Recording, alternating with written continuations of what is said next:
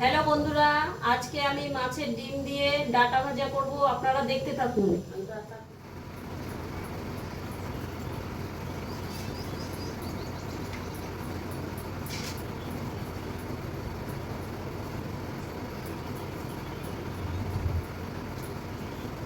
আমি ডাটাটা সিদ্ধ করব, একটু জল দিয়ে দিলাম, কুচিয়ে নিয়েছি, দিয়ে দিলাম।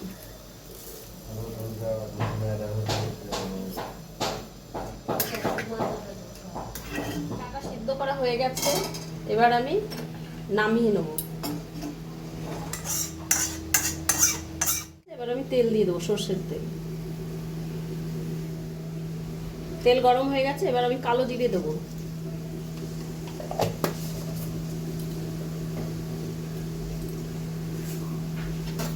এবার আমি পেঁয়াজ কুচি দিয়ে দেবো।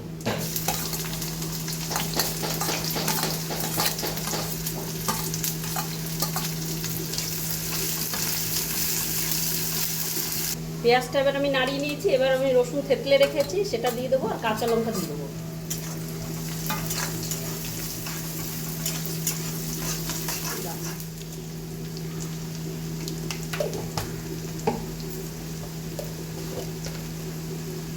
হলুদ দিলাম।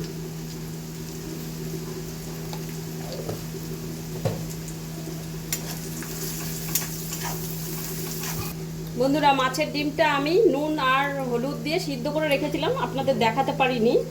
আমি এখন এই মাছের ডিমটা একটু চটকে নিয়ে দিয়ে দিলাম।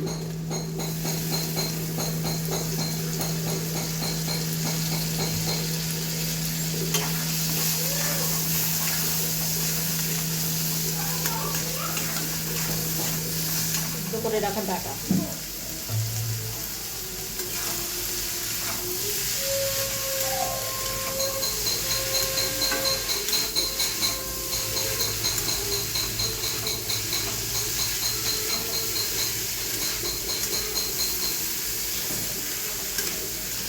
বন্ধুরা, এবার আমার ভাজা হয়ে গেছে, নামিয়ে নেব।